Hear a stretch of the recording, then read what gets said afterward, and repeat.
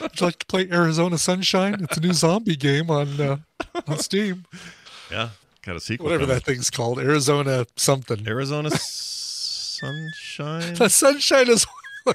That might be right. That might be right. Arizona Sunshine, the zombie game. Arizona I think it is. Sunshine. I think it's a game. Yeah, this is the one they just announced a sequel for. They did a reveal at the PlayStation event for Snapple, 2. Arizona Sunshine. Yeah, doesn't sound like a zombie game at all. No, it really doesn't. All right. We better get going. We're gonna record, and we got stuff. So let's do it. Here it comes. Yeah. It all begins in 3, 2, 1. Want to write a letter to President Clinton? Would he answer us? That's the wrong damn clip. Hold on. That's for later. All right, here we go. 3, 2, 1. When we went to Metro Diner, I got to have biscuits and gravy. As they call it, brunch favorite. They sure were good, like they always are. What do you think we are, nerds?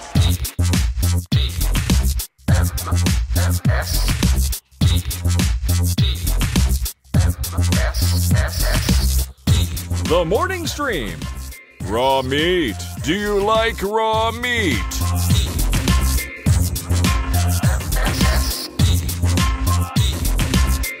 Hello, everyone. Welcome back to TMS. It is Wednesday, May 31st, the final day of May. The Ides of March have left. The flowers of April have taken a dump. May is done. We're done with May. That's right. May is May. What do we got? We just have It's Gotta Be May. We have the 1st of May outdoor starts today, but really we don't have like the end of May. Nope, we don't. We even had that May the 4th crap in it. That was sort of fun for some people. But yeah, now that you got June, like what is June feels like? Hey, we're getting a bunch of movies and TV premieres. That's what June's for. Spider-Man, Indiana Jones. Yeah, one of those got great reviews. Other things. The other one got terrible reviews. Yes. Actually, the preview or the pre-reviews out for Spider-Man Across the Spider-Verse are glowing. They are. Which, hey, all right, cool. I'm in. I'm excited, and I'm excited to see this with a bunch of tadpoolers. 95% Rotten Tomatoes. Very exciting. Haley Steinfeld. It's almost like a Nerdtacular, Scott. It's like one of the first Nerdtaculars where you had, where you did a movie. That's right. By the way, this movie's got the voice of Oscar Isaac in it twice, according to Rotten Tomatoes. They just have I know he's Miguel O'Hara. Yeah. Spider-Man 2099. What else is he? Doesn't say. Just has his face twice. Can't figure out why. Feels like a glitch. One of our few people in Into the Spider-Verse that's doing double MCU duty. Oh yeah, that's right. Him and Haley Steinfeld, Gwen Stacy also obviously. She's Kate Bishop. Kate Bishop. Yeah. So Mahershala Ali. Oh yeah, is he back? Triple duty for him. Is he back? Nope, he was just in the first one because I think didn't that character? Okay. Oh, right, he was a Prowler and he died. Yes, but I mean he was. He's great. Yeah, you're right. Hopefully he's double MCU if we can get his ass into actual costume and make a damn movie. Make us a movie. Yeah, we can't have Blade without making that would make him triple. You know what his third thing is? So Blade and then Prowler. Right, and then what? Then what do we got? Prowler, Cottonmouth from the Luke Cage. Arguably his best performance. Yeah. He was so good in that. Yeah. Yeah.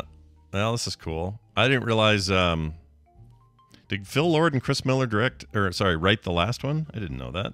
Those guys are great. I like them. Yeah, this movie looks great. Let's get in. Cool. Let's go see it. I'm gonna see it tomorrow night. I'm gonna eat chicken tenders with my Across the Spider-Verse. So you explained this before, but you can literally order your food way ahead of any of this, right? Like you basically order it while they're doing their. See, here's the other cool thing about Alamo Drafthouse: the 30 minutes before the film starts, you're not watching Maria Menounos talk about the new MCI or NCIS spinoff or whatever, right? Right. It is stuff that's curated by. Oh, look at that kid! Sorry, hey, kid just showed up. He brought Super Mario Funnables. What is this? Food? There's fruit snacks. Oh, they're fruit snacks. Awesome. This is a cool hat too, buddy. Hey, well, show Van. Hold on, Van's look at this, Van. I'll see your Mario Funnables. I've got Avengers. Look, he's got Avengers Funnables. What do you think of that? Do you want those too? Yeah. Well, you're not going to get him today, buddy. Because nice to see you. Because of course I do. I'll come see him soon. We're gonna walk and hang out and stuff. Okay, awesome. After the show. Yeah. So the 30 minutes before an Alamo Drafthouse movie, you've got curated video related to what you're about to see. So for Little Mermaid, it was all the different versions of Little Mermaid that have come out throughout the years. Like prior to the Disney one, there were still like 100 different versions, like Czech versions and Russian versions and American versions. Freaking who was Olive Oil in Popeyes? Shelley Duvall had a storyteller series in the 70s or 80s that did a version of Little Mermaid. Yeah, I kind of remember that. Do you remember Shelley Duvall's I remember TV there's like a weird little it was like the Muppet one, except she was the Muppet. Yes, there were no right. Muppets. She introduced them all. Exactly. Yeah, I remember that. But for Guardians of the Galaxy, it was great. They had the story so far according to each character. So they showed like Star-Lord's point of view of all of the events of Guardians 1, 2, Infinity War, and Endgame. And then they had Gamora's view of all these things because she has a totally different perspective, being wiped out and restored. Right. And then Groot's was just basically, I am Groot, I am Groot, I am Groot, I am Groot, I am Groot. As it should be. As it should be. Yeah, that's how that stuff's supposed to go. That's awesome. Anyway, so I'm sure for Spider-Man Across the Spider-Verse, it's going to be some really cool, like, here's all the different Spider-Man things from Japan and India and I hope so. Like I hope all that stuff is just, I hope it's as crazy as it sounds. Everything I've read on paper sounds insane. I can't wait. So while that's going on, is when you place your order, they even deliver it to you before the movie starts. So you're sitting there, like, even during the trailers, munching on your stuff. They come refill your drinks, bottomless popcorn if you get popcorn. Drink refills are free. Like a big metal bowl. It's awesome. You get free drink refills as well. Free drink refills, all that stuff, and then all right, that's a pretty great good deal. Experience. Yeah. So you don't, but you don't. When you buy your tickets ahead of time, you're not ordering the chicken. Then you're still doing that. No. Okay. You just know what you're gonna get when you go. Yeah, you give them your card ahead of time so that they can charge, and then you just put your tip on the card. But that's it. Got it. Yeah. Got it. Yeah. That's awesome. I'm excited. It's the best theater chain. I'm saying it right now. So that's tomorrow. That means on Couch Party, Brian might let slip. I'll be saying, oh my God, what a disappointment that was. What a piece of shit. What a piece of crap. Worst movie of all time. Can't believe they made Spider-Man black. Oh. Yeah. Definitely going to go there. I can tell you that. Yeah, I'm sure there's somebody's complaining about it, or Hispanic, or what. Yeah. Somebody's got an issue with it. I don't know who it is, but they do. Anyway, I got a little thing for you. Yeah. You're always testing us, quizzing us. Time to quiz Brian. Yeah. It's not so much a quiz as it is just curious what your answers here will be. So basically, I went through Snopes the other day, and I found a bunch of stuff that it seemed crazy to me, or hard to know whether it was true or false. Like if you had just asked somebody. Yeah. So I'm going to ask you. Mikey from the Life cereal commercials overdosing on Pop Rocks, dying because he makes Pop Rocks and Coke. Basically. Exactly, and your thing is either true or false, whether you believe that to be true or not. Of course, that's a famous one, which we all know is not true. However, there are some of these which you may or may not want to apply truth or false to. Let's start with politics real quick here. All right, we're going to give it to both sides today, so enjoy. Okay. Did Biden poop his pants while speaking in Rome? I'm going to say false. You're going to say false? Here is the accusation. U.S. President Joe Biden pooped his pants during a meeting with Pope Francis in Rome. More like Poop Francis. Poop Francis. It was during the G20 summit. I'm trying to see what the accusation is. Anyway, the word around Rome. Do we know what prompted the accusation? Was there an audible sound? Was there mess underneath behind the podium or something? Well, it looks like Nevada Republican chairwoman who was at the event. She said this on Twitter on October 30th. Quote, the word around Rome currently is that Biden's meeting with the Pope was unusually long because Biden had a bit of a bathroom accident at the Vatican and had to be addressed prior to him leaving. I know we joke about this, but this is an actual rumor going around Rome right now. Turns out it was not true. So, Brian, you are correct. Yeah. That is a falsehood. He did not poop his pants. Here's one for Trump fans. Okay. All right.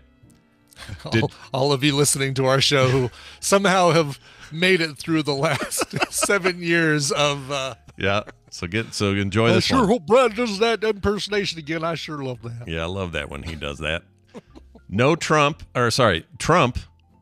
Where is it? There it is. Trump, did he wear his pants backwards at his rally?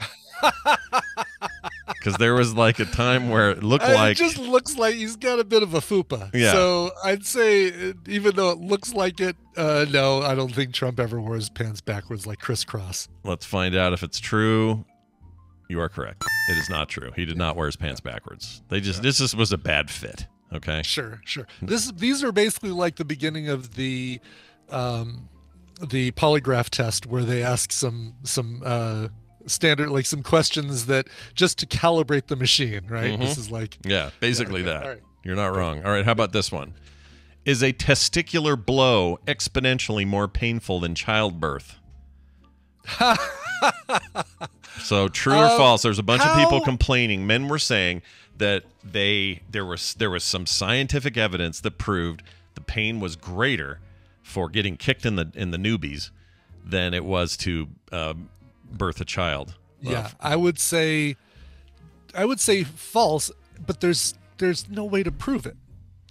I mean, you're right, because what do you have people do? Say, on a scale from 1 to 10, how much pain was that? Right, exactly. It's all going to be relative to the person experiencing the pain. So, but I still say, even with the apples to oranges comparison, it's really apples to watermelon, grapes to watermelon comparison. Yeah, there was a whole. The grapes are passing a watermelon out your vagina. I mean, I've always assumed it would hurt more to give birth to a kid if I had to personally pick, but sure. There says there's no clear answer to this, which is more painful, as comparing the two events is nearly impossible. One causes a brief rush of pain and disappears relatively quickly. The other comes and goes, but for several hours at least. So they're almost like not even comparable kinds of pain, because it's very different. It's like saying, well, what's worse, this infectious disease, 3-hour root canal, or a slap from Will Smith? Yeah, probably this. I'd take the slap. I'd take the slap too. Yeah, that'd be fine. It was an open-handed thing. It was fine. It wasn't that bad. Yeah, exactly. Let's see. Okay, so good job so far. You are not an idiot, right? Basically, that's so what far. This I says. see through the BS. Yeah. Okay, here's one. Did Nike partner with Lil Nas X on Satan's shoes containing real blood? Did those shoes in that collaboration with Lil Nas X, did they contain human blood? Yes or no? I'm going to say true. I'm going to say, much like the Kiss comics of the 70s, real blood was involved. Well, it's a little of this and a little of this. Okay. He partnered with Nike to create Satan shoes that contain real human blood. It's a mixture of truth. Here's what's true. Lil Nas X partnered with Mischief Records to create a limited edition Satan shoe, which MSCHF, which stands for Mischief, said contains a drop of human blood. The shoes are Nike Air Max 97s. Here's what's false. Although the shoes are Nike's, a Nike spokesperson told the company they had nothing to do with the creation of these at all. So there was not a collaboration between the brands. Nike. So basically, shoes, yes, that contain blood, human blood, yes, but not a collaboration with Nike. Yeah, they were a mod. They modded some shoes. That's what they did. Would you buy some? Was it Nike? Who had the pumps? Who had the shoes you pumped? Up to? Oh gosh, who was that? Was Reebok? No, a pump. Let's look it up. Okay. Shoes with pumps. Not women's pumps. Boy, that's a. It was Reebok. Okay, yeah. Was it Reebok? Confirming it's Reebok. Would you get a pair of Reebok pump shoes that Tom Hardy's farts are the air that goes back and forth in those? Collaboration with Reebok. Tom Hardy's farts? Tom Hardy's farts are the air that pumps up the Reebok shoes. So, if you told me it was if those, Charlize Theron's farts. if any if any of their farts were gathered at the filming of Fury Road, then yes. Otherwise, I don't care. I don't care in particular about Tom Hardy or his farts, but I wouldn't mind something that happened on set for my favorite movie. Okay. Yeah. All right. Yeah. That's an important distinction. Anya Taylor-Joy's Furiosa farts. Yes. There you go. Furiosa farts is exactly right. Okay. All right. Anyway. This is a weird one. Okay. An online advertisement promised what was supposed to be a handy bathroom trick. Should an empty toilet paper roll or red cup be placed under the toilet seat at night? So while everyone's asleep, and I'll give you a picture of this so you can just kind of see. Okay. This is like lifting up the lid, basically. Yeah, holding the lid up, like kickstanding it, basically. Sure. I don't know why I want to. For what reason? It says to let the demons out. Let me give you more info here. It says, okay. An advertisement revealed why people should always place an empty toilet paper roll under the seat at night. Online advertisers have displayed a picture of this cardboard and the prop. Let's see. The ads appeared to promise a handy trick. Let's see. I'm trying to find the meaning or the reason here. Yeah. Ever look forward to cleaning the house? We didn't think so, but when it absolutely positively has to be done, when the bathroom looks a little grubby, for instance, we're here to help. These 40 incredible hacks will make sprucing up your home an absolute breeze, and you won't believe what you can do with a cardboard bathroom tissue roll. That's all the claim is. They don't say why or what the deal is. So I don't know what to say is true or false. Like, is the question true or false that an advertiser suggested you do this? Well, this is I'll give you the exact claim. An advertisement revealed why people should place. The funny thing is they don't really say why. No, the why. These three things in your kitchen will kill you. Coming up at 11 o'clock. Let's see. It's meant that the website creator tracks liquids. Okay. Yeah, they don't actually. Oh, okay. The toilet paper roll trick was finally revealed. However, nothing to do with placing it on the toilet seat at night. It's simply advised to attach cardboard roll to the vacuum cleaner hose to reach crevices. What? All right. Well, this one's bad, dumb, and lame. I feel like we've both taken and left plums on this one. So it's false, which you said was the whole thing is false. I didn't say anything because I didn't know what to. I mean, it all feels false because I don't think there's any reason you'd want to do this, especially if if you, like me, have to pee in the middle of the night. You don't want to turn the light on to get those rays of light in your eyes. No, I totally agree. Completely agree. Yeah. This is both false and true at the same time. You know what's true? That it sucks. So we're right. Yeah, okay. There we go. Good. Yes. It's not good. All right, I'll do one more. How about this one? Okay. All right. Let me find a good one down the list here. Okay, we'll do this one. Back to some politics for you. Sure. Okay. Did a man at the Capitol riot on January 6th of 2020 die after, or no, it would be 2021, die after accidentally tasing himself? I remember hearing this. I remember hearing there was a dude who tased himself and killed himself. Yeah. I remember a couple people died as a result. Did anyone die actually at the... Yeah, one lady got shot by a guard. She got shot right in the head. Oh, yes, right. Okay. I'm going to say false about somebody tasing themselves and dying from it. Somebody died later on, but I didn't think. Here's the full claim. Okay. An Alabama man who was in attendance in January 6th insurrection at the U.S. Capitol suffered a fatal heart attack after accidentally tasing himself in the testicles. Kevin Greason was his name.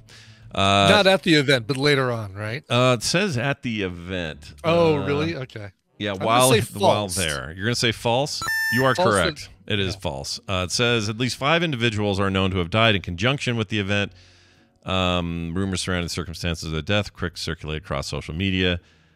This guy, let's see, a guy apparently tasered himself, and the nut says Carl Kess on Twitter. That guy was wrong. Mm-hmm. Oh, you know what? The reason you remember somebody having a heart attack is because he did have a heart attack later. Yeah. But not from tasing himself. He just had a heart attack. He just had a heart attack after the event. Yeah. And he was in it. Florida man tased himself in the nuts and had a heart attack, but it wasn't this guy. Almost always the case that they're from Florida. Oh, I left this toilet up for too long. Sorry, chat. Did we? Oh, that's fine. Did we? Was it on this show that we talked about the Chevy Nova that didn't sell in Mexico because Nova means no go? Oh yeah, I think we did. Yeah. There's a lot of that, right? They're weird names. That's a fake. Yeah, but that's a fake. That's also a myth. Oh, is that a not fake true. thing? Yeah, that's a fake thing. Sometimes the That really is bunk. simple ones piss me off the most because Yeah, I know. they're 'Cause so it like, make- oh, It okay. seemed to make so much sense, right? Yeah. Oh, Nova doesn't go. Nice. Okay, yeah, makes sense. I'm really glad Snopes exists for real. I am too. In the I modern, am too. What I want to do is make that my mother-in-law's homepage in her browser, so that it's the first thing that comes up when she opens her browser. yeah, or make it so you know how TVs in hotels when you turn them on, they do the hotel logo every time before you can go to any channels. So before she can get to Fox News or whatever crap, CNN, don't care, whatever her bullshit 24-hour news network is. You want to have the TV boot up to say, Snopes.com, visit us anytime. And then she got to Exactly. go do the thing. I wonder if Snopes could be a sponsor of like Fox News, like like basically this episode of Fox News brought to you by Snopes. Yeah, that sounds about right. Oh, you know what? I'll do one more because it's on the front page of Snopes. Okay, good. Just one more. Let's do this one here. Did Chick-fil-A CEO Dan Cathy, already an embattled kind of a bit of a douche in a lot of people's eyes, Already has enough problems, yeah. did he say white people should shine black people's shoes? Oh, geez. Why would he even go there? Like, why? Gosh, I'm already under a whole bunch of public scrutiny. I'll say something that I think goes the other way and sounds like it's a good thing, but really, Yeah. Yay or nay? What do you think? I'm going to say he did. I'm going to say he did do it. Well, here's the good news and the bad news. Partial correct, partial wrong. It's a mixture. Okay. Here's what's true. A video shows Chick-fil-A's Dan Cathy telling a story about racism before symbolically shining the shoes of Lecrae, a black musician. What's false? It says, however, this is not a direct quote from Cathy. Some headlines paraphrase his remarks, misrepresenting his message. So, Gotcha. like everything, sometimes it's a little complicated. I like their chicken. I don't like his a gay politics. black man? Probably not, right? Oh my gosh! And what if that gay black man worked on Sundays, Brian? Oh my gosh! No! Oh, I got the vapors. All right. Yeah. Let's get done away. Oh, real quick note. Vapors, I love it. Let's do a quick note here about. Yes. We talked about the movie, so like a bunch of tadpoolers in Denver getting together to see the Spider-Verse movie. We're seeing it. They here. are not. Nope, that is fake news. Oh, I Denver, thought they were yeah. without you or Nope, something. I'm seeing it. I am seeing because a lot of people can't do nighttime shows. I don't want to do a Saturday morning show. I want to see it tomorrow night when it comes out. So I'm seeing Spider-Man. Tina and I are seeing Spider-Man without it being a meetup. However, we are going to the pinball pub on Saturday. Right. Oh, that's right. Okay. Yeah, you actually told me all this yesterday. Well, in my case, we're seeing the movie, and the point of all this is if you join our Discord, there are 2 plus more. There's others. There's like one in Brisbane, I think, is in there. Oh, really? Wow. Where different tadpoolers, different parts of the country and world are having meetups occasionally here and there, and they kind of plan what they're going to do. This is just a note that you can go join that and be a part of that. So if you're local to me or Brian or anybody, anywhere, wherever, and you got an idea for a cool meetup, frogpants.com/Discord, just join the Discord and check out that the whole meetups area there, and you might find something for you. All right? For sure. Yeah. Get in there and get her done. There might even still be time to get tickets for the Spider-Verse Salt Lake group showing that we're doing. There might still be tickets there. Oh, yeah, I'm sure. Yeah. I'm sure. It's a weird time on Sunday, so chances are it's not going to be full. So anyway, go check that out.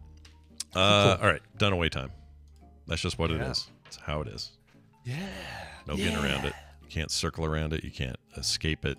You can't do anything. You just have to let it. You can't hide from it. Nope. It's coming, whether you like it or not. Whether you like it or not.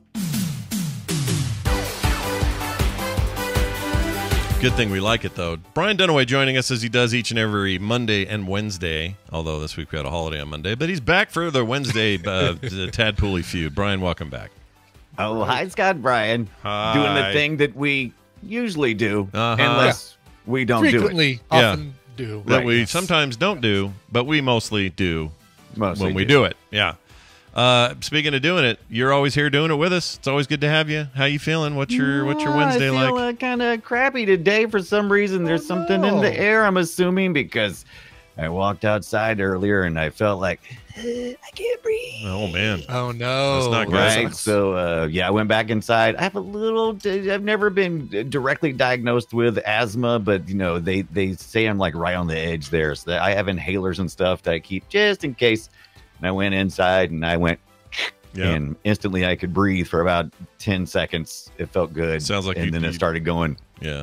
That sounds like a small, like a minor case of asthma. Is that even a thing? I don't know if that's a thing it's definitely allergic, allergy related induced type asthma. So I took that and I took some Mucinex. I probably should have went with some what's the stuff that knocks you out and makes you all silly?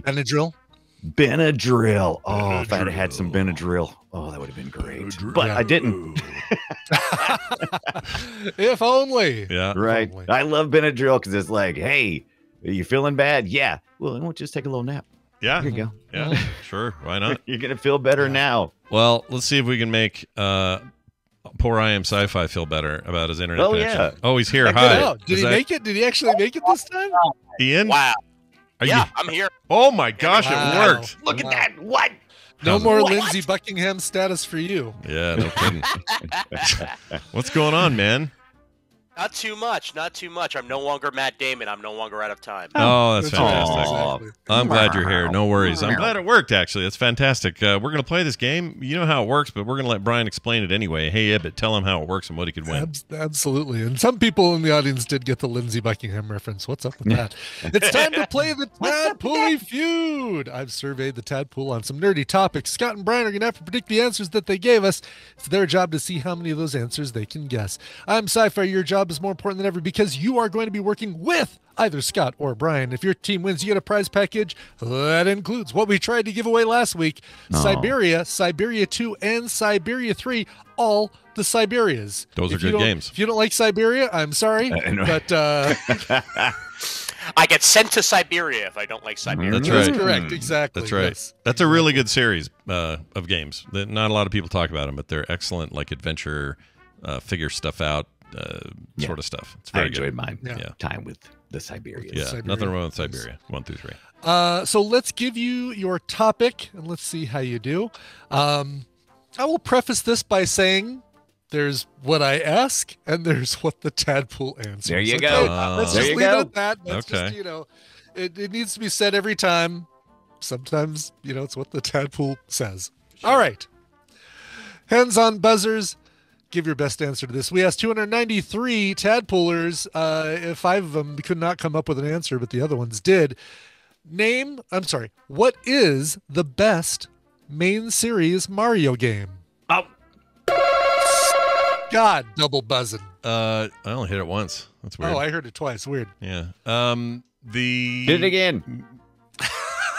I don't think you can. Hold on, now I'm confused. Mainline Mario game, you said? Oh my God! Main series Mario game. Say a Mario game. Just say a Mario game. I'm gonna say one. Here comes one.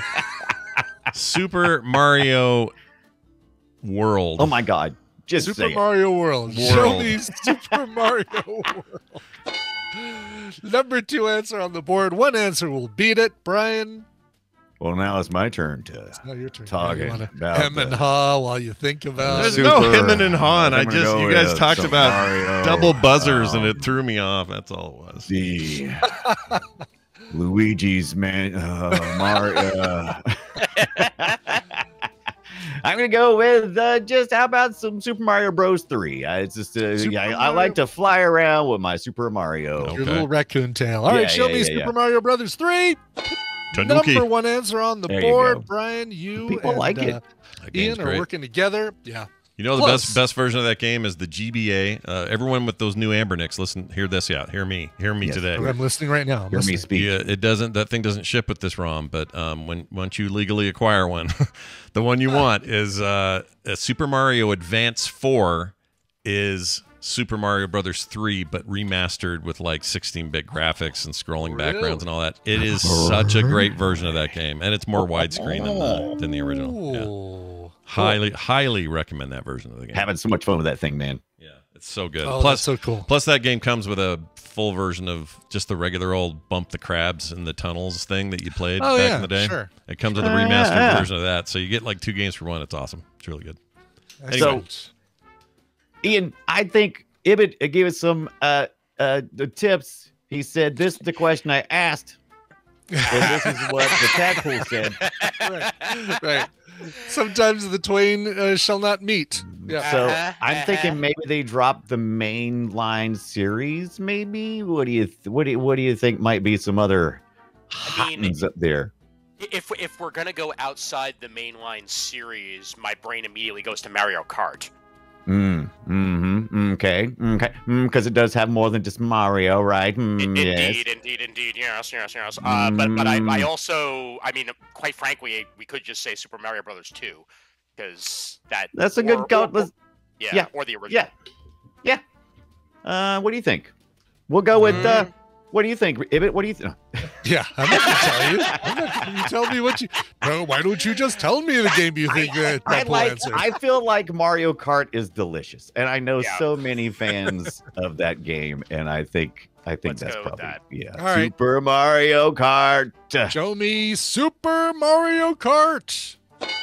Number 4 answer on the board. Nice. Nicely done. All right.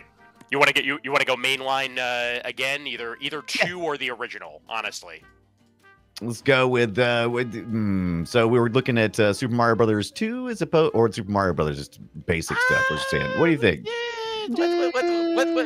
Let's go with 2. 2 has. Let's go with 2. We're going with 2. All right, 2. Roll up 2 for us. Show me Super Mario Brothers 2, and people did not clarify whether they meant that weird. Which 2? Which version of 2? Show me Super Mario Brothers 2.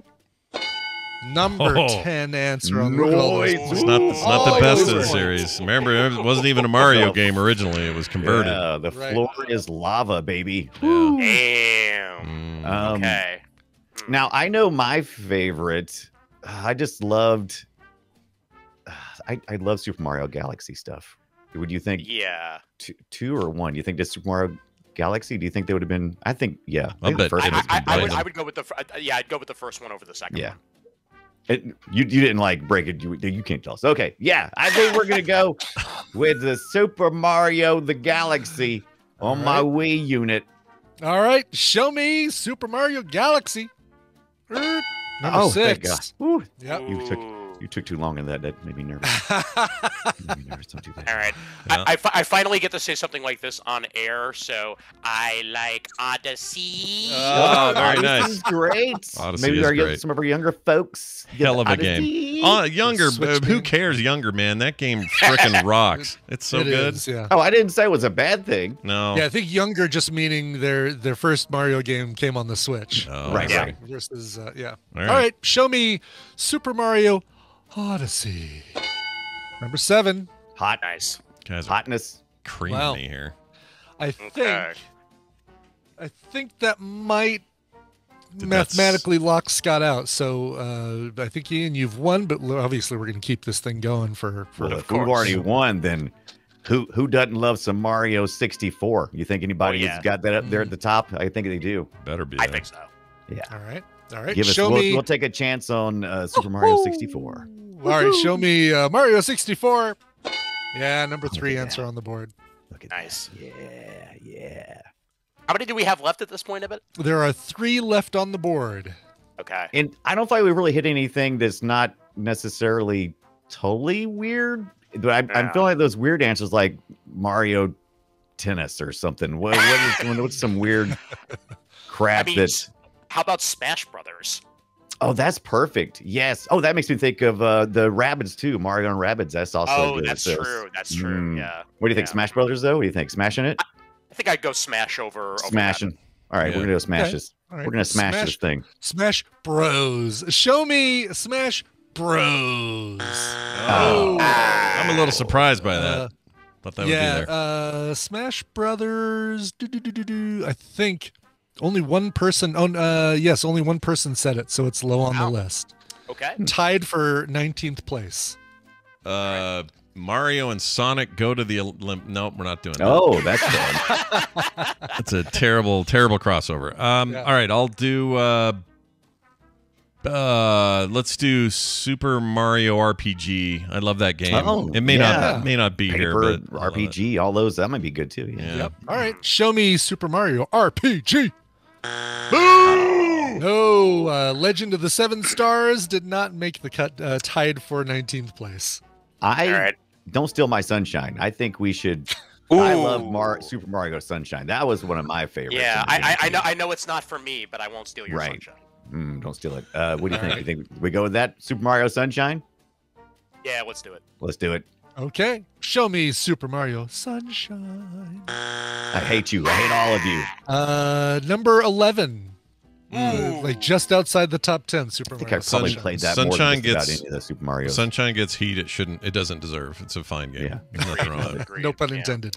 I'm gonna go with oh geez. Luigi's Mansion. No, that's Luigi. I'll bet somebody said Donkey Kong, like original Donkey Kong, like Jumpman Mario. I'll bet it's Donkey Kong. Oh, sure. Oh, Donkey Kong. Smart. Sure. All right. Show me Donkey Kong. Number 8. That's the weirdness. Ooh. There's a weirdness. That's a weirdness. All right. Yeah. I mean, it's Mario. They just didn't call him that yet. So Right. Yeah. Called him Super Jump Bro, right? Yeah, right. Yeah. Was it Jumpman? Was it It was Jumpman? Jumpman. It was Jumpman. Yeah, it was just Jumpman. Yeah. Super Jump Bro. Every time I think of Jumpman, I think of Soundgarden. I just replace Spoon Man with Jumpman. I can see that. Jumpman. Jumping barrels with your hands. Let's do. I got 2 more beeps. Don't give me ideas for film sack, Ian. Let's do Super Mario Party. Mario Party. Oh, sure. Mario Party. All right. That's good. Show me Mario Party. Amazingly, nobody said Mario Party, even with all the weird answers that people I said. like Mario Party. I do too. Also, Dunaway. Shockingly, we haven't got original recipe yet. Oh, It okay. just said Super Mario Brothers. Yeah, the Super Mario Brothers. Yeah, the OG. Give us some OG up there, bruh. All right. Super Mario Brothers 1 packed in there with your duck hunt. Show me Super Mario Brothers. Yeah, number 5. Super Mario Bros. Love it. One answer left on the board. Ooh, that's a tight one. Is it going to be Paper Mario? Is it going to be Mario Maker, something like that? It's going to be something a little more abstract, maybe. We already did the RPG. Yeah, we already did RPG. I think I would go Paper Mario at this point. Paper Mario, okay. That's more in people's minds. Yeah. I've got my 3DS by my bed, and I've got Super Mario 3D Land in that bad boy. And that game is so I was good. enjoying that a couple weeks ago. But Such a good game. One of the best go with Mario games by far. But I'll bet it's not on here. No, I think we're better off trying the Paper Mario. Paper Mario. All right. Show me Paper Mario. Oh. No. All right, I know it. It's a valiant attempt. All right. Dr. Mario. Oh, Dr. yeah. Mario. Pushing pills. That's Dr. right. Mario. He's giving out prescriptions real easy these days. He just- Right. Hey, look at these pills, kids. All right. I'm in the pocket of Big Pharma. You wanted that drugs. Show me Dr. Mario. No. Damn it. Dr. Mario was If it's something like Wario or something, I'm going to be. not even on the list, surprisingly. Yeah. Right. No, you actually got, you guys even kind of brought up, Scott brought it up as a pack-in, or as part of the GBA Super Mario Brothers 3. It is just Mario Brothers. Just knocking crabs out of pipes. Yeah. Mario Oh. Brothers, the non-super, Wow.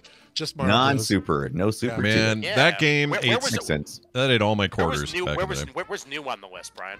Oh yeah, it was new. Super Mario Brothers was number 14. I'm sorry, I take that back. New Super Mario Brothers U Deluxe was number 14. Oh, the U Deluxe. New Wow. Super Mario Brothers, only one person said that one. Surprised me because I think that's a really good one too. Number 19. Here's all the rest of them. Let's go through the rest. Mario Kart 64 was number 12. I don't know if all the people who said Mario Kart meant Mario Kart 8, right. Mario Kart 64, but there were enough people that said just plain Super Mario Kart. I just called it that. And if you guys would have said 8 or 64, I would have just given you that one. Sure. Yeah. I take it back. Mario Party did get 2 votes, number 13. Super Mario 3D Land, number 15. Okay. Super Mario Galaxy 2, number 16. Super Mario Land, 17. Super Mario Maker, number 18. Duck Hunt, Basically, all of our singles here are things like Duck Hunt, Mario RPG, Super Mario 3D World, Super Mario Brothers Deluxe, Super Mario Maker 2, and so somebody no said tennis. Super Mario World 3. I don't know what they're talking about because there was only 2 with Super Mario World. So and no golf. We got no golf. No Mario no Golf. tennis? No Mario Tennis. That's Really? that's a Mario Strikers? teaches typing. Not No on strikers, come on. Yeah, No strikers. No was rabbits good. either. Did you say rabbits? No, No but Rabbids. Nintendo doesn't Yeah. make Rabbids. It's a Ubisoft joint, and it's just they just It's borrow the character. tadpole. Yeah, It's you're gonna right. be, I Technical think with people me. consider the kart games more of a main series Mario game than they do things like Paper and Right. Sunshine. and Yeah, stuff. I mean Mario Kart. Mario Kart is still the Paper highest, the best-selling Nintendo game, I think, of all time. Like I Mario still Kart love 8. 8 Really? so much. Oh yeah, it's I have huge. that. I have my 8 plugged in all the time in my. Dude, 8 is my great. unit. 8 is great. Yeah, It rhymes with love 8. great, for hell's sakes. Well, the good news is you won, and that means we get to play this. Congratulations. You're a winner. Truly a winner, and not only a winner in today's contest, but just getting your call through was a winner moment. I had to turn on my notifications on the desktop, smart. and I turned on the actual like sound notification Nice. for ringing. Nice. And then all of a sudden it magically worked. So there we go. Well, there you go. Yeah, that doesn't make any sense, but we're not here to make sense of it. We're just here to, be stoked about it. Brian go will ring, Brian ring, will send banana you those phone? Is that- codes via Discord, and you're the winner. How do you feel about your win, Ian? I feel let's go. Oh my gosh! Wow. Well, then let's do it. He's out of here. Nice. All right. Nice. Congratulations. Hey, Dunaway, you did a great job. And then later tonight, we're going to do another great job. Tell everybody what we're covering on Play Retro this evening. Oh, this evening we're going to cover Jurassic Park games that came out in 1993 and 94. We were going to go a lot wider, but then we discovered there's like 8. Yeah, Just there's in a lot. 93 and 94. Just every system that was possible. Apparently, Steven Spielberg was pushing, saying, yeah, let's just make the most ambitious game we can. So they were handing out licensing left and right and kind of hand-holding, giving great material for these people to be able to make games. Yep. And some did and some did not. Yep. And we're going to talk about the ones that were really good, and then we're going to talk about the Sega Genesis one. So Yep. just like that, I'm it's in. going to be a fun ride. I'm all in. So here's another quick note about all you tadpoolers who picked up the new Ambernick, the little Ambernick guy. The 35 XX. Cannot recommend enough. Pokemon Pinball for the GBA. Oh, I love that. Yeah. Yeah, GBA's amazing version of Pokemon Pinball. It existed on the NES and the original Game Boy as well, Game Boy Color, but the GBA version of that game, so good. I would kill for a new one. I don't know why they don't make any more of these. Yeah. It's my favorite Pokemon game. Like, I love it. Right. You know what? It's probably the Pokemon game that I played more than any other, except for Pokemon Go, obviously. But that thing resided because didn't the GBA version, I think, had a rumble pack that would also rumble for like bumpers and stuff like that. Yeah. And maybe even did a tilt function or Yeah, I something. think that was one of the first ones, right? That was always the hotness in those little carts. Yeah. So yeah. Yeah, I think you're right. It was so good, though. My gosh, I could play it right now. Also, Mario Golf for the GBA is so good. Anyway.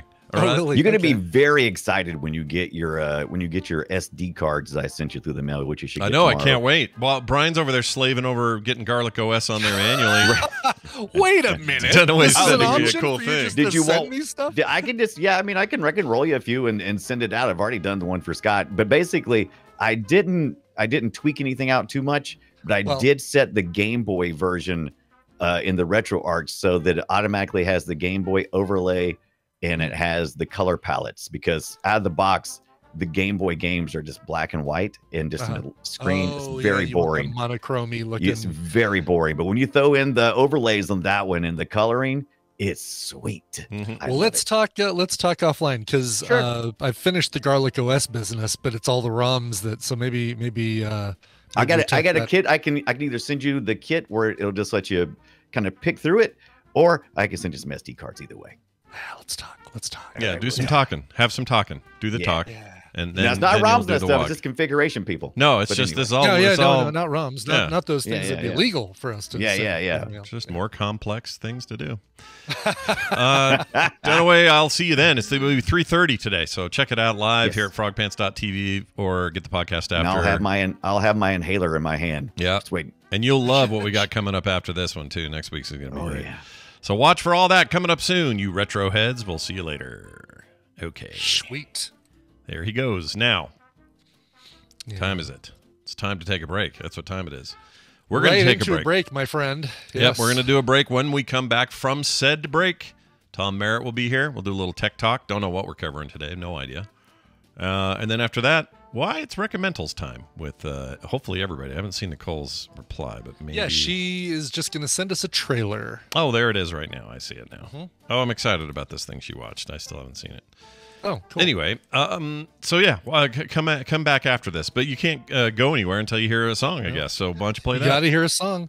If you're familiar with Game Face, the band Game Face, Jeff Caudill, who is from that band, has his own project going on called Low Coast. This is from their debut album, or his debut album, called Existing the Dream. Brand new single called I Can't Wait to Live in the Moment. Boy, if you like the 90s, you're going to love this. Here is Low Coast. Want to write a letter to President Clinton? Would he answer us? I bet he would. You guys are driving me crazy.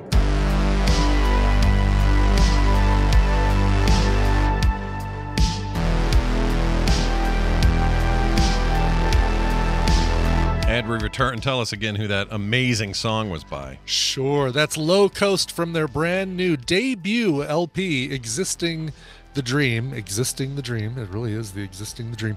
The song is called I Can't Wait to Live in the Moment. I like that. It's a weird name, but I like it. If you like the Gin Blossoms, Gigolo Ants, REM, very, very Gin Blossoms is what I thought on this thing. So really? All right. Yeah. Dang it. Hold on. I added Tom to the wrong group. Let's fix that. I added her to the Nicole group, which I did not mean to do. Let me go back here and then re-add him here. Okay, now it's all coming together, folks. We know what we're doing. It's only been a week since we've had Tom here. We know what's going on. We know here. exactly what's going on. The world of tomorrow will be as cold as sunlight tuned through photochromic windows. Blah, blah, blah, blah, blah, blah, blah. Tom Merritt, Ace Detect on Twitter, is here to join us from a hotel room. Woohoo! Indeed. What? Look at you. Well, look at me. Where are you traveling this week? What's going on? Something cool? Oh, headed. I'm in Illinois. Oh, nice. Just checking family out and all that. Yeah, that fun family stuff. Yeah, wishing that the Cardinals would do more stuff, that kind of thing. Sometimes, yes. Well, that's good. I didn't realize you were going to be on the road today. That's fantastic. We can still have you. So thanks for being here.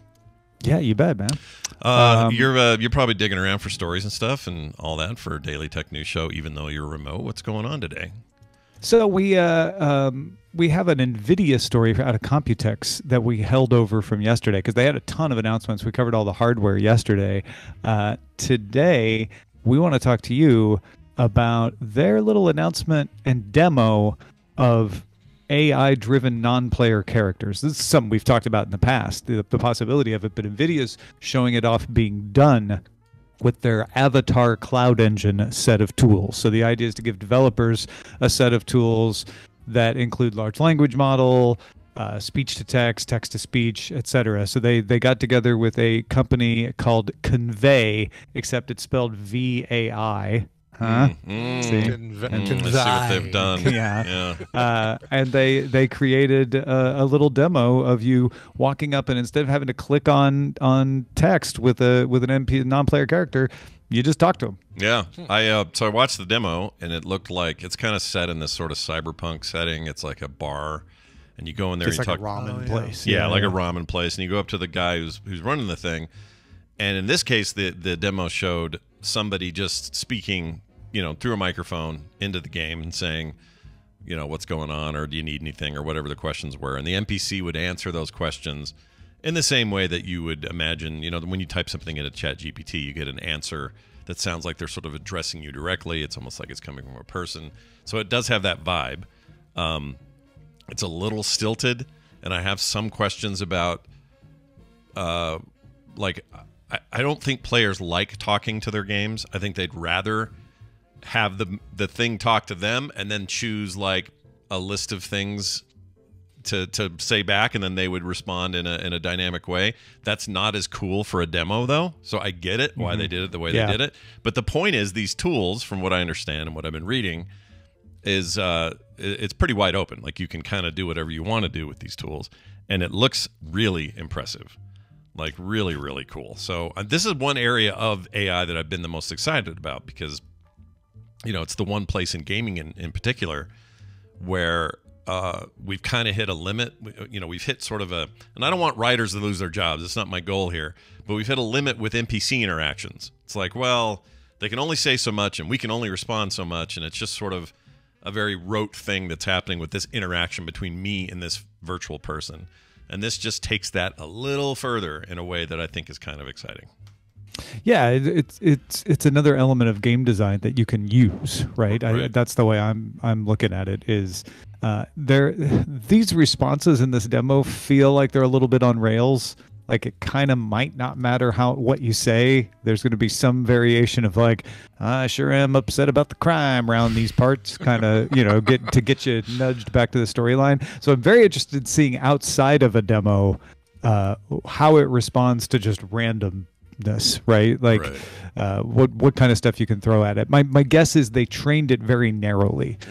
So you can do that with these large language models to say only pull from a very narrow set of text, so that the NPC probably would just not be able to respond to a lot of stuff and just shrug its shoulders like, I don't know what you're talking about, kind of thing. And as this grows, like the current demo is a little stilted. Like, the guy is very, you know, doesn't use conjunctions. He's all very, I am okay today. Here is what I would like you to, like, it feels a little very robotic. NPC-like. Yeah, the voice is fine. It's just, it sounds like he's reading from a page.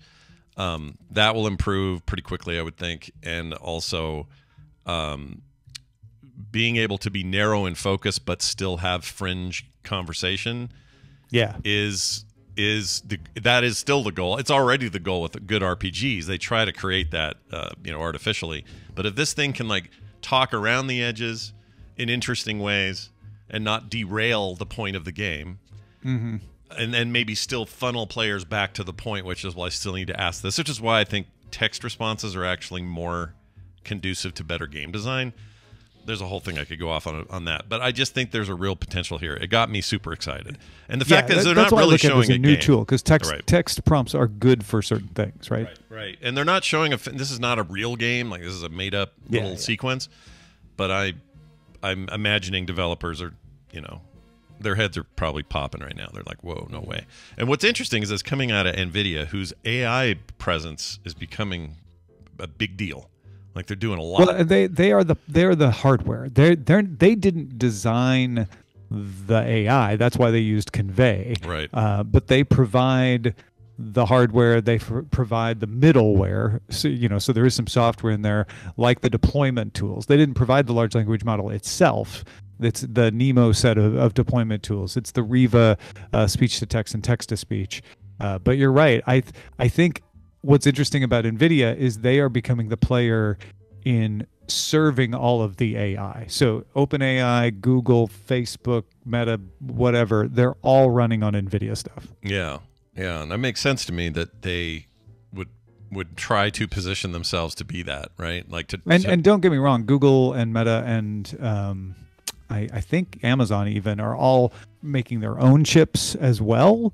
But that doesn't mean that they can skimp on the NVIDIA. They all got to be their customer, and that's one of the reasons NVIDIA is, and we talked about that yesterday on the show, one of the reasons that even if the latest round of graphic cards are just whelming, neither under nor over, it doesn't matter. NVIDIA is skyrocketing because of the AI stuff. I was reading some analysts, they said they just hit a valuation of $1 trillion, which is a huge deal for a GPU manufacturer. That just seems insane to me. Because they're way more than a GPU manufacturer. Exactly. Yeah.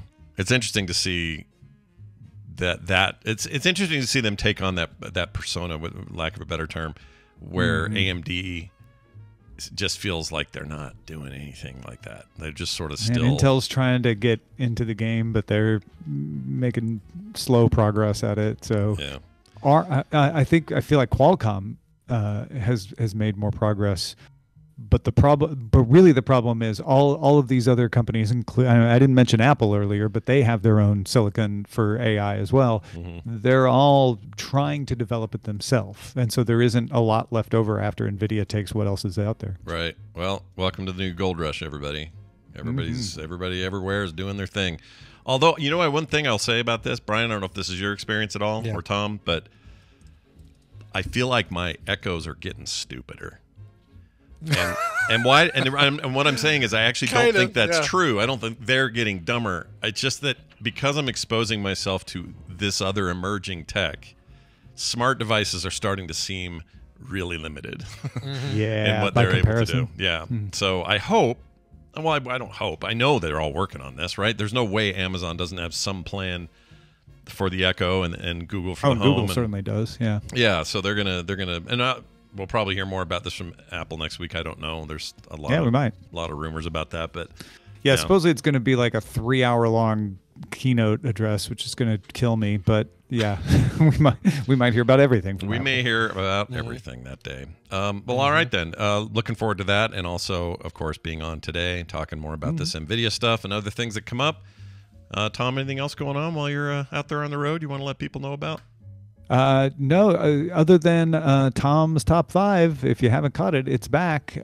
We named the top 5 greatest tech companies of all time and invited you to fight us. No, we want your feedback though. We want your ideas because everybody's list is going to be different. But I put mine out there. If you want to see what the top 5 greatest tech companies of all time are, go to youtube.com/Daily Tech News Show. Nice. It's Tom Merritt, everyone, and he is also Ace Detect on Twitter and all those other places you might find him in a social sphere. Tom, have a fantastic trip, and we'll see you next time. Thanks, y'all. Bye now. See you, Tom. All right, the big test. I now close this. Let's see what happens. Yeah, it worked fine. I think if I get them off before I join the window again, we're good. I think I found the solution. I don't know for sure, but I think I found it. Cool. Okay? Cool. Good. Okay. Let's get recommendals happening. Yeah. We've all been watching shit, you know? And boy, we have, haven't we? Yeah, we have. I feel like I've watched a little. I feel like I haven't had enough time to watch a lot of things, but I've been a little too up my own butt with busyness. Let's see. Who else is here? Oh, Nicole. Here we go. Can remember all the names. All right, we're adding them to the call. We're going to play an intro. We're going to run down this road like wild people. Here we go. Well, what do you recommend? Yes, that's right. The music says it's time for Recommendals, where we talk about stuff we've seen on streaming services and we share it with you, the home listener, so that you can see whether you like this stuff or not as well. Welcome back to the show, Nicole Spag. Hi, Nicole.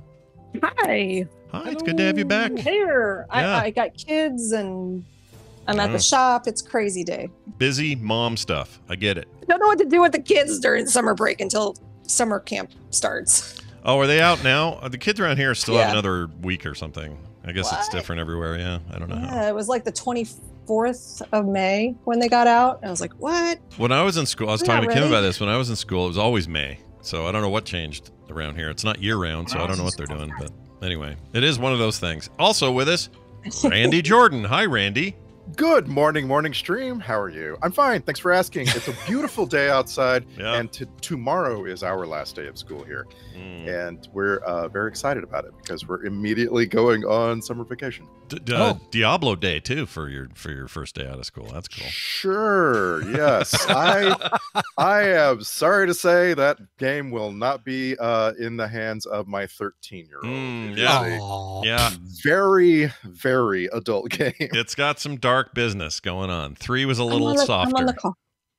Oh, she's talking. Oh, sorry. I have to mute myself. It'd be funny if she was telling us she was on the call. It's like, I'm on the call. You guys, I'm on the call. Yeah, we know. We talked to you already. Yeah, you're here. Let's get to these recommendals. Let's start with Brian, as tradition has designed. And you've got a thing here. What do you want to say about it? This is a new series, and man, you're gonna recognize some voices in here. I'll leave it at that. Here we go. Mr. President. The ambassador wants to cancel the press avail. She is concerned that it will look like an endorsement of a military strike on Tehran. I'm not sending him MiGs. His Navy got hit. I show up and stand next to the guy. Sir, you're going to be pinned like a butterfly while the PM is quoting Leviticus. So maybe we don't take questions. The visual's enough. The visual is also not okay. The British government still thinks it's Iran. Evidence to the contrary is having no impact, sir. Well, why would it? We've got pictures of an Iranian boat leaving a port in Iran. And what on the other side? Some guy? It's a compelling guy. And they're not saying they're still gathering facts. They're saying it's Iran. It's not Iran. Because of the compelling guy? Yes. Oh, I'm not sure you get out enough. Let's go. It's me. I'm the guy.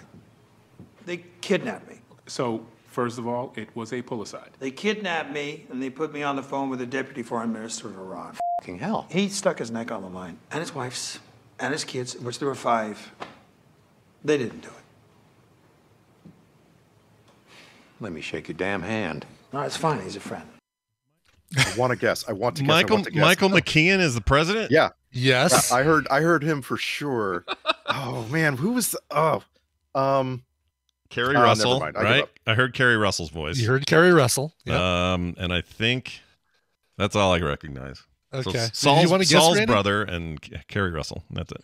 I don't know. I like whenever I hear Michael McKeon, I always assume any other voice is Christopher Guest. So I'm kind of lost. Yeah, and while this does have surprisingly has a lot of humor elements, this is a political thriller TV series called The Diplomat. It's not about rapper Diplo's Matt. Welcome, Matt. That sits in front of his front door. No, it's about an ambassador to the UK, played by Kerry Russell. You also heard the voice of Rufus Sewell or Sewell. Oh, there right. from Dark City. He's the compelling guy who got kidnapped. Love him. Not a kidnapping. I love him so much. Yeah. He is Kerry Russell's husband and a former ambassador who basically can't stop still trying to be an ambassador during this whole thing. Like she's the newly appointed U.S. ambassador to the UK. He, as a former ambassador, just can't stop trying to be involved. You've also got Rory Kinnear as the UK Prime Minister. I know him best as Frankenstein from Penny Dreadful, but he's been in a lot of other things. But you know, once you see that guy as Frankenstein, you kind of forget everything else he's been in. And if I would have included an audio of him, you would have immediately thought it was Hugh Grant, because for whatever reason, audio-wise, he sounds just like Hugh Grant. Oh, weird. That's cool. And Michael McKean, as the President of the United States. So this is an 8-episode political thriller just launched on Netflix about a strike against a UK Navy vessel. And Kate, played by Kerry Russell, has to go to the UK, defuse the situation, but also help strengthen the bond between the Prime Minister and the President, which they have kind of a strained relationship, as well as keeping one foot in her husband's chest to keep him from sticking his nose into everything, including a woman that, what is her name? She was in the Peripheral. Very striking black woman with I loved her in that. Yes. I can't remember. I'm trying to find the actress's name. But like you see her and like, oh my God, she is just so fascinating. Her acting and her just watching her emote as she acts is just amazing. I don't know her name. She's great though. Second that from The Peripheral alone. She was awesome. Yeah. Is it Tanina? Tanina Miller? It might be Tania Miller. I'm looking for a photo of her and I'm not seeing one, but she was also apparently in Foundation. Maybe. Let's see. Does it list her in? She plays Cecilia The Peripheral. Dennison? Yep, that is her. Yep, Tania. She's Tania great. Miller. Really cool. Yeah, I like her a lot. She is. Yeah. Anyway, it's such a great balance of this political thriller story, this battle between Kerry Russell and Rufus Sewell.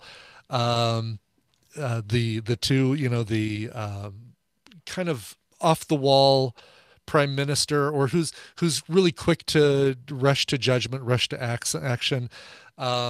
Prime Minister Michael McKean, with this kind of like almost doesn't give a crap kind of president of the United States. There's Ambassador Doma. I was going to say it's like West Wing meets The Bodyguard, that thing from last year or a couple of years ago with dude from Game of Thrones. Very much like like a combination of the two. Definitely sets up a second season, which has already been approved. So it got renewed for a second season almost immediately, and this leaves you wanting a second season. It's really, really solid. It's a great watch, but it's one where, kind of like The Bodyguard, kind of like West Wing, you've got to pay attention, and no Marvel snap while you're watching this, as I found out in the first 10 minutes, like, okay, I'm starting the show over and I'm watching the show and not having Marvel snap on in the background while I'm playing. Well, this makes like 10 people now, and you included, who all have said how much they really like this show. It's a little under the radar, right? Because it doesn't have like the flash of, I don't know, other stuff. It really doesn't. Yeah, like The Idol is getting a lot of attention. That new Arnold thing is getting a lot of attention. Right. Oh my God. Bodyguard was 2018. Bodyguard, really? Yeah. Wow. It was all the way back then, Mum. All the way back then, Mum. Yeah. Why does he keep calling her Mom? Anyway, this is definitely on my list. It looks great. And it's is there a really scene cool where Kerry Russell suddenly goes and her something explodes in her head? No, It's funny because we were in the middle of watching this series when we watched MI3, and so I wanted to talk about Kerry Russell. Well, I'm glad to hear she didn't get done dirty in that, so that's good.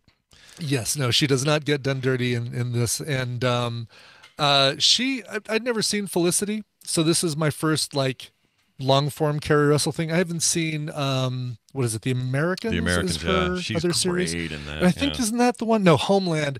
This executive producer Deborah Kahn also produced the last couple seasons of Homeland, so she's no stranger to political thrillers. And this is an entirely Deborah Kahn thing, right? She wrote. It is. Yeah, she created and directed exactly. She cut her teeth working with Aaron Sorkin. And well, there you go. So I've always wondered if she's gonna sort of do that same thing eventually. If this is any indication that quick back and forth that Aaron Sorkin is known for, the walk and talk, this has it in spades, and that comedic edge, like Studio 60 on the Sunset Strip, the very few episodes of West Wing that I saw that I need to get back to. Oh, it's so good. Admittedly, so good. But yeah, it is very much in that same vein as the other. Well, that sold me because I've seen West Wing 5 times over. So yeah, this you've sounds watched like enough for me. One of those could qualify as a binge for me, I think. That's right. It's so good, but this sounds a lot like that. Even those lines, like McKean's responses, sounded very Sorkin-y. I'm in. So it's super Sorkin-y. Yeah. I'm in. All right. And Brian, there's only 155 episodes of The West Wing. I know. That is kind of what makes me a little nervous. I just finished The Wire, by the way. That almost was my recommendal, was the entirety of binging The Wire. And boy, does that, once you get past that first kind of setup season, I liked the docs, the season on the docs, season 2. I loved it. But it does get better and better and better. And now seeing the main dude from season 4 who created Hamsterdam in The Wire, seeing him on Barry now, it's like, oh wow, okay, that's a whole different character for that guy. Very different. Yep. And plus you got your taste of that shit. Yes. Guy. Oh my God. There is one that I wanted to capture because he goes shit for what seems like 30 seconds. I know, it's almost a parody. It's almost a parody. It's like, how did you guys get away with that? It's like Dana Carvey after 3 seasons of doing the same character, when he just starts to go and people laugh. I was going to say Seth MacFarlane, right? Like Yeah, when he repeats a joke for the 7th time. Sure. He just he makes it last forever. Yeah, I love it. Sure. All right, Yeah. The Diplomat sounds like a winner. I'm gonna watch it. Yes, on Netflix. Watch it today. I hope the strike doesn't ding him too hard on the 2nd season. Oh, I know. There's so many things right now that I'm like, oh man, could we please take care of the writers so that they can get back to creating the stuff that we want to see? Please. I wonder how many of them. I wonder if any of these writers are like at home when they're not picketing. They're at home writing things that they're just packing away, like sandbagging a little bit. You know what I mean? Well, isn't that how we got the musical that what's his face did with Felicia Day and the Dr. Horrible sing-along Dr. blog. Horrible. Right. That came from the writer's strike. That came from the writer's strike. Yeah, the Neil Patrick Harris The deal. 2006 Yep. strike, right? I think. Yeah, 06, 07? yeah. And then we Hammer is my lost. penis. We lost shows like Pushing Daisies, which I just started watching again on Max. Yeah. And I'm like, oh, this show was so good. Gave us half seasons of things like Lost and I just remember they gave one of the greatest shows of all time, Friday Night Lights, an amazing show. 2nd season, Landry killed a guy. You could tell that was a season they had scab writers for. It's like, wait a minute, the high school Landry in high school killed a guy, and we're gonna have a whole season about him trying to figure out how to not get caught for murder. I'm like, what are you doing? This show? I forgot about that. And then by season 3, it was like all forgotten and fixed. It was so weird. Yeah. I'm sorry to say, what we're going to get is more creative reality TV. We're going to have America's Got Stuff in their fridge. It's an oxymoron, right? Like creative reality TV. I would, Brian. Wait, hold on, Randy. I want to see America's Got Stuff in their fridge. That's legit. We're gonna have So You Think You Can Walk in a Straight Line, and that's gonna be. These are good. I need to draw this. All right. Speaking of other things to watch, hey Nicole, tell us about yours. Yours is the one I'm most excited to see myself personally, but haven't yet. So I'm very excited about it. You want to set up here before we hit play? You'll get it right away because I was looking for maybe some clips. There's actually quite a bit of cussing in the documentary. So it's a documentary on Apple Plus, and I think my favorite part of watching this documentary is when my son came down and started watching it, and I showed him a part because it takes this person kind of takes you through his life, and he finally realized who he was, and it was like, wow. So it was kind of funny to kind of see him realize who he was as he's watching this documentary about his life. So. All right. Well, here it is. Get ready, 80s kids. This is for you as well. Here you go. The story of me. Take 2. 3, 2. Here we go. Ready and action. Wait a minute, Doc. Are you telling me that you built a time? Bigger than bubblegum. I love it. Yeah. So how is this? It's the Michael J. Fox movie. What's it called? Still? Is that the name? Yeah. So they say the name of the movie in the documentary. And it is fascinating to watch his struggle and his tenacity and his positive outlook on life. So it kind of takes you through like his relationship with his dad and how his dad was just like, you're going to do nothing. Like you're going to not do anything in life. But then he struggled with being small. Like he talks about the relationship with his younger sister and how he was, I think, 3 years older than her. And everybody thought they were twins because they were the same size. And so I brought Mateo in to watch this part in particular because he's like, I'm small. I'm short. I'm like, but that doesn't define you. Like you can push through that. So I just wanted him to kind of see, and they go through the years, like when he's like 13, when he's 16, when he's there's a picture of him when he's 16, and the guy that he's next to looks like he's 20. Because he has like the 70s mustache. Well, even now he has a look of a younger man, even though Parkinson's has just like ravaged him, he still has this like young guy face to him and everything. Does it go all the way up into the parts of when so I know there's stories about he was diagnosed while he was working on Spin City. Yeah. Is that when he was diagnosed? or right before maybe, but he didn't tell anyone for a while. There's a whole thing. Right. Yes, did they he get hid it into all for a that? very long time. Yeah. I remember watching Spin City and knowing he had Parkinson's. Yeah.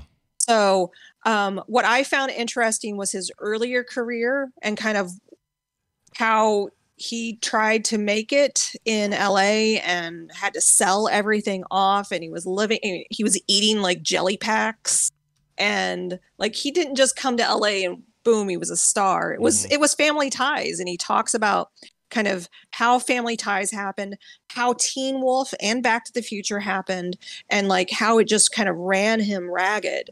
What I found interesting was that when he was diagnosed with Parkinson's, there are 3 other coworkers on the TV show that he worked on in the 70s that also were diagnosed with Parkinson's. So Parkinson's is a really interesting disease because it can happen in clusters. And that gives them a little bit more insight into what causes Parkinson's. And they believe that it's triggered. You get exposed to a certain virus. They're still not sure what virus, but that then can trigger the onset of Parkinson's years later. Oh, wow. So you just don't know. I mean, there was 4 coworkers. There's actually one of the coworkers that he was on this show called Leo and Me in 1977 that all have this, and both Michael J. Fox and this other coworker are actually treated by the same doctor. Oh, wow. And so they are really, I mean, he's a huge reason why the advances they've gotten in Parkinson's have happened. So there's an article from CBC News that talks about it and how Japanese researchers have established that a virulent form of the flu caused by a virus can make its way into the same part of the brain that Parkinson's, because it's something in your brain. It's right. It's your motor function stuff. It's yes, like, yeah. So when I was sick back in December, it affected my motor skills. I couldn't drive. I couldn't cut a steak. I couldn't use scissors. It was crazy. I'm just thankful I was able to recover from it. So, it's like the human what's it called? That's the one that you can get just from it comes from sexual activity, but it's like HPV. HPV, yeah. That one's wild because it's not like a sexually transmitted disease. That virus causes cancer. Like people always think, oh, virus, you're over it in a week. Or it killed you, but it's like this one thing. But there's so much weird stuff we don't understand how it works. And there's with HPV, it's even more interesting because there are like many like forms of it. So like they have a whole classification of the different types. Like there's like a whole class. Right. So if you have HPV like 20. You're okay, but if you have 18, you could probably you might get cervix cancer. Yeah, cervical cancer. I think. It's a weird thing, but so this goes into a bunch of the science and stuff about Parkinson's. Yeah, and it talks more about his life, and there's some interesting and. There's a scene where he has a therapist that walks with him, and a fan recognizes him on the street, and she's like, "Oh." And he falls, falls and hits hard. And she's like, "Oh, I'm so sorry." He's like, no. Like he's like, "I fell for you." Like he made a joke of it. Yeah. I have to admire his attitude, and his wife's incredible. Yeah, you knocked me off my feet. Yeah. Joey said in the chat room. Right. His wife's just her steadfastness with him. Yeah, that's inspiring. Yeah. It goes into their relationship. They dive into their relationship because in sickness and in health and like all like he was saying, it was bigger than bubblegum. He goes through all of that, so you just get a really raw view of this person and kind of his history and how this disease. He doesn't want you to pity him at all, right? And he's just thankful every day he gets. It's just a really good. Feel. I mean, it's hard to watch, but it's his story, and he's not gonna apologize for it. So. Well, it's getting raves everywhere, so it seems like it's good. Apple Plus, yeah.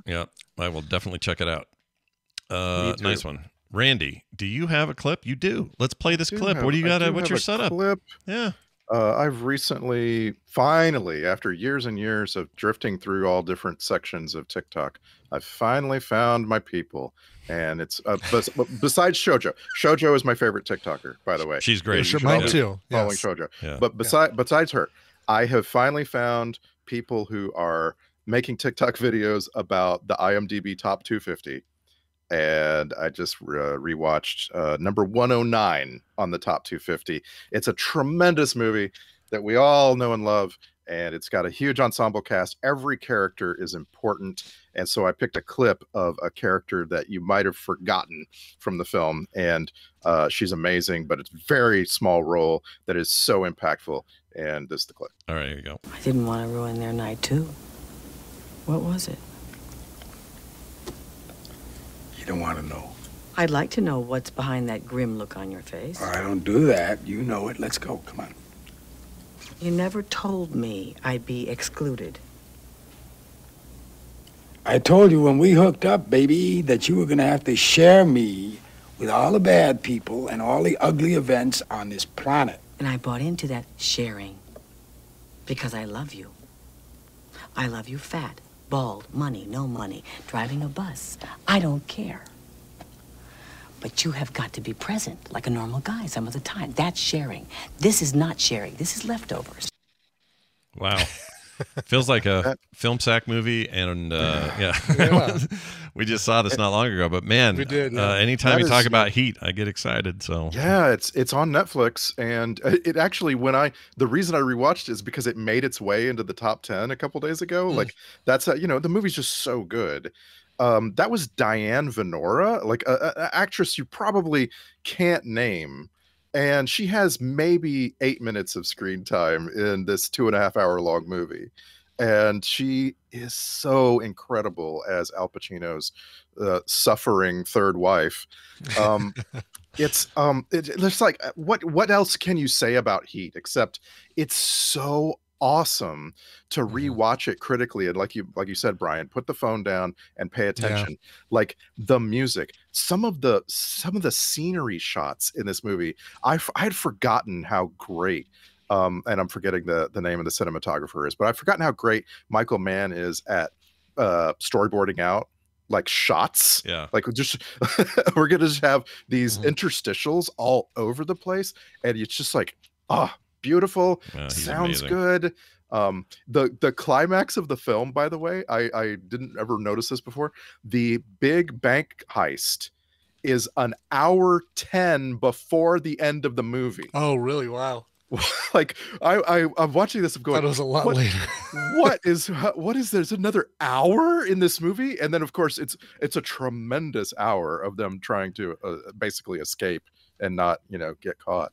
Yeah, it's my favorite sound work in a heist movie ever. No one's quite equaled it. When they're out in the streets, like Kilmer and De Niro and everybody are out there shooting for the first time in that one really important scene with all the shooting. There is something about those guns and the way they sound in a cityscape with like reflected sound from the buildings and all of that I have yet to kind of experience. And maybe it's because 94, when this movie came out, weird, I know the years, that movies weren't like that. They were still using a lot of stock sounds. Like all the guns sound the same, and even the same gun has the same shooting sound for, in post-production. But for whatever reason, this one just felt like a giant leap forward in sound editing. And to this day, it just still blows my mind. I love Heat so much. Such a great movie. And if you ask 10 people, like, what do you think makes this movie so great? You're going to get 10 different kinds of filmmaking, right? People talk about the casting, the specific portrayals of some of the different characters. You're just talking about sound. I was talking about cinematography. That was Dante Spinotti, by the way. Dante Spinotti was responsible for The Last of the Mohicans and LA Confidential and many other films. You look at it, he actually did Ant-Man and the Wasp, which is just like a weird little thing. But just like the cinematography is so spectacular that you're able to appreciate the sound, and the sound is so great that you're able to appreciate the acting, and just it all goes around in this big, huge, beautiful circle. I also love Michael Mann's other movies, and I feel like Miami Vice is super underrated. Yeah. But this one, I'm looking at TikToks about great movies, and I'm like, maybe Heat's a little overrated. But then I watched it, and no. This is Heat very is rated. correctly rated. Yeah, Heat is rated for a reason. That's an amazing movie. Yeah. My second favorite Man movie, I think, is that Tom Cruise one. What's that called? My brain. Collateral. Collateral. Just Collateral, right? Just Collateral. Yeah, that's a great movie too. Yeah. Oh my gosh. Well, anyway, more Michael Mann, please, and also Netflix. You say for Heat. So Yes, check it's it out. on. It's on Netflix, and don't forget the original Manhunter. Michael Mann wrote that movie, the 1986 movie. Yeah, and directed it, I think, didn't he? No, yes, he directed it, but most importantly, he wrote it. That's like his big, the big like, oh, this guy is going to be a major player in this town. Yeah, he's awesome. Joan Allen in that movie. There's a bunch of Michael Mann on Netflix right now. I could just sit and I could watch this again already. Like I watched it 2 days ago. I could watch it again right now. Is The Insider on there right now? The Insider's so good. It's another good one. That's the you got your I can't think of anyone's names today. It's Pacino again, plays a reporter, and then you got Russell Crowe is the guy inside the smoking industry who blows the whistle. Yeah. Oh, it's such a good movie. And Christopher Plummer is the heavy. Yeah. It is not boy, and The Insider is far away from streaming for free. You gotta spend some bucks on this movie. Well, if it ever shows up, make sure you catch it, everybody. All right, that's Heat on Netflix. Here's mine. I was over on Apple TV Plus where Nicole was hanging out, and I watched a documentary that's actually been out for a bit, but I heard about its sequel season coming out, and I thought I meant to catch that before. I'll watch it now. Here's my clip. Surely one of the most remarkable animals that have ever existed, and certainly one of the most famous, is a dinosaur. Tyrannosaurus Rex. An animal to spark the imagination for all of us. What kind of an animal was it? What did it look like? How did it live? Now, scientific research has answered such questions, and not just about T-Rex, but the other species that lived alongside it. And the latest imaging technology enables us to bring them all to life. All right, this is Prehistoric Planet. Season 1 is where I'm at. Season 2 is now airing. I guess it's coming out episode by episode on a weekly basis, and I'm excited to catch up to it. But it's basically everything you love about a Richard Attenborough documentary. That was him, David obviously. Attenborough. Or David, sorry. Richard, his brother died. He shouldn't have built Jurassic Park. But it is interesting, by the way, that David Attenborough and Richard Attenborough, brothers, you got one famous for acting in Jurassic Park, many other things. And then you got his brother doing a thing about dinosaurs and presenting it with lots of Jurassic Park inspired visuals. I don't know. I found that kind of fun. There's a funny parallel there. Yeah. For Yeah, sure. I like that. But anyway, Richard Attenborough, he narrates this and does this just like he does all of his great documentaries, of which there are tons. But it's all from this perspective of what we know now about how dinosaurs lived and died, how they evolved, what changed, or what's changed in terms of what we see them as. Like our version of a Tyrannosaurus Rex in the 70s has definitely evolved into something else now that we have more data and information and technology to suss that information. It's very, very good look at that sort of stuff, and I absolutely enjoyed the hell out of that first season. So can't wait for the next one. It's Prehistoric Planet, season 1 and 2. The second one is now streaming on Apple TV. Is the full season out? I know they were looking at it. Yeah, piecemealing it. Okay, good. I mean, I don't know. Does it have 5 episodes? I think it was 5 or 6 is all the first one had. So they're probably done. They come quick when it's only 5 episodes. Like a month later, you're like, oh shit, that whole show's out. Anyway, highly recommend it. It's very, very good. So while you're over there watching still the Michael J. Fox documentary, stick around for Prehistoric Planet season 1 and 2. You will not be disappointed. Aren't you just like mentally bracing for when we lose David Attenborough? I hate it. I don't like it. Oh, God. No. Yeah. In fact, I heard him talking here. Just Shorty. It's just something about his voice that makes me go, "Oh, you're 1,000 now. Don't die. Live forever, David." Sounds like he's going, Richard? Shorty. Yeah, Shorty. Yo, Shorty. Shorty. He outlived the Queen, and he's it's going to take him a couple more years to outlive Betty White, but man, he's getting there. He's still walking around, pointing at shit, and just looking like he's got it all figured out. I love it. Anyway, get all the Attenborough while you can, everybody, because he's not long for the world. Anyway, it's very, very good. Check it out. Brian will put all of these recommendals today up on quicktms.li. They're there now, right? They're there now. 2 Apple TVs, 2 Netflixes. Oh my gosh. Diplomat, Still, Heat, Prehistoric Planet. Yeah.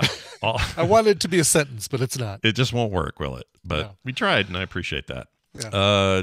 Randy, the Nicole. Hot Diplomat, Still, never mind. This is something like that. It's great having you both here. Hope you're doing well and that your week goes great. We'll see you next time. Dude, Bye now. Oh, I cut him off before. He probably had something to say, and I cut him off. Probably. Oops. All right. Oh, well. We did that. We're done, really, except for one thing. We have one quick thing to do at the end here, and this is an email/text. It's actually a text, not slash, from a listener about Brian and your sleeping and reading habits. Okay. Okay, fine. This is Melissa Ayers, which sounds a lot like Melissa Meyer, who used to be the weird laughing CEO of Yahoo. That's not her. She says, how long does Brian lay there awake in the night before turning something on or reading something? Just curious. I also have trouble staying asleep all night.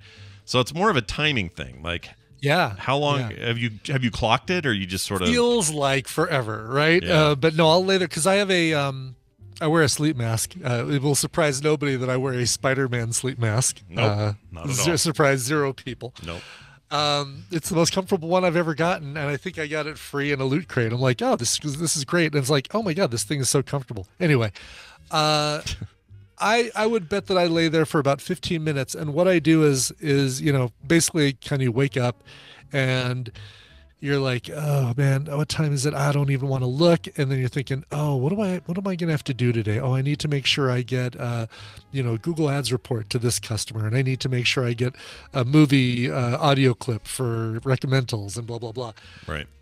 You got to obviously stop doing that. And the only way that I was able to do that is by thinking only about my breathing and just breathe, basically like focus on a 3-second in, 3-second out, and basically just like trying to do that. Because if you're really focused on your breathing, you're not thinking about anything else. Sometimes that works. Other times I just say, screw it, I'm getting up, I'm gonna watch Barry. Yeah. or The Wire last week. Yeah. But I probably sit there I give it the college try for about probably 10 to 15 minutes before I finally give up. That's funny. I do the exact same thing with the breathing thing, and it works for me. Like you say, it works a bunch of the times. But then portion of the time, yeah. Maybe half. My biggest problem at night when I can't sleep is I hear my heartbeat too loud. Oh gosh, wow! And it's not that it's extra loud; it's that if it's quiet, I just can hear it because I can feel it. It's sort of like a. You're just like, gosh dang it, shut the frick up. It's almost like having a noise in the room that I can't control. I hate that.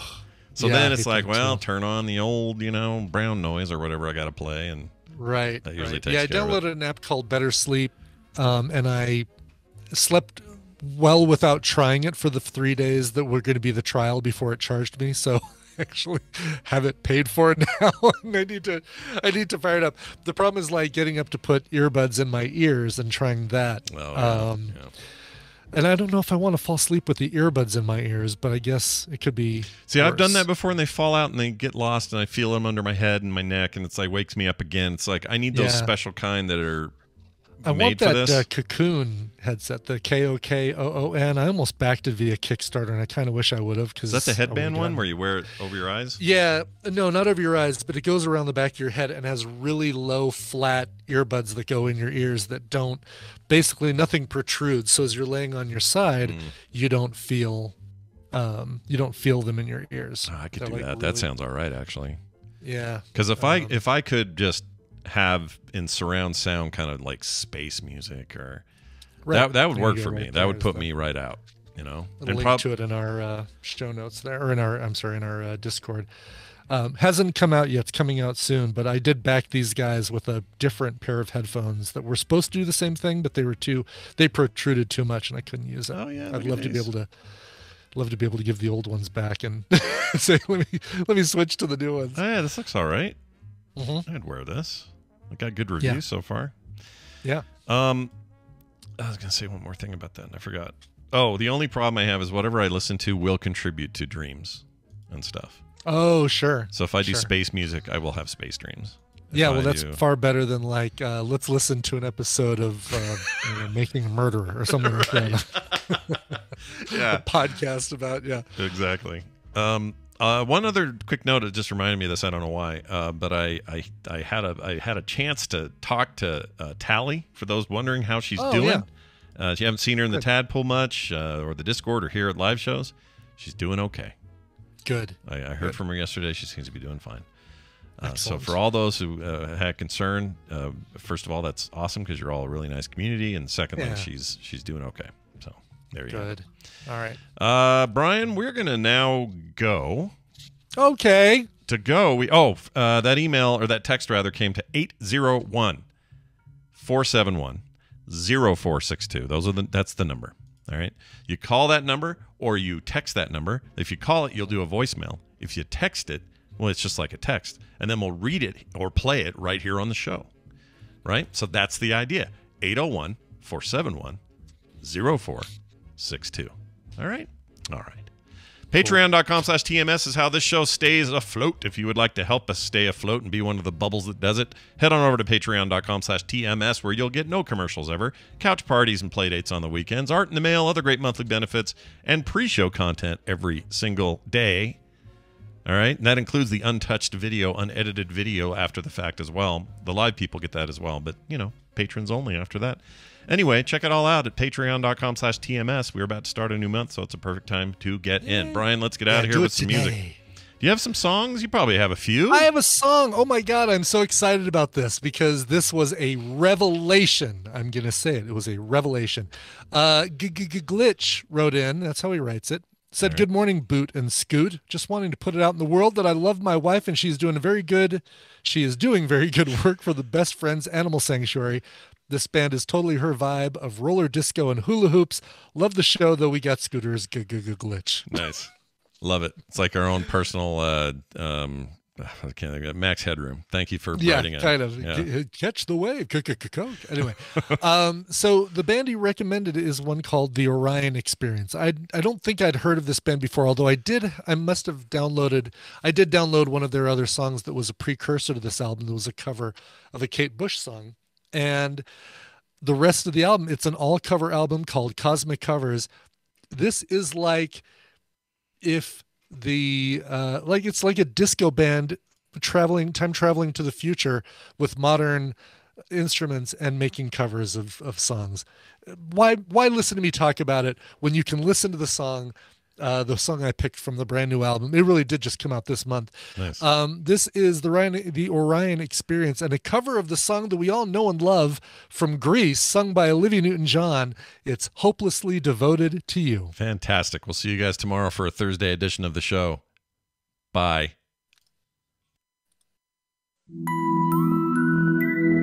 If you like what you just heard, there's a very good chance you will like all the shows on the Frog Pants Network. Get more at frogpants.com. Well. Don't remember that, but Film Sack. Probably Film Sack.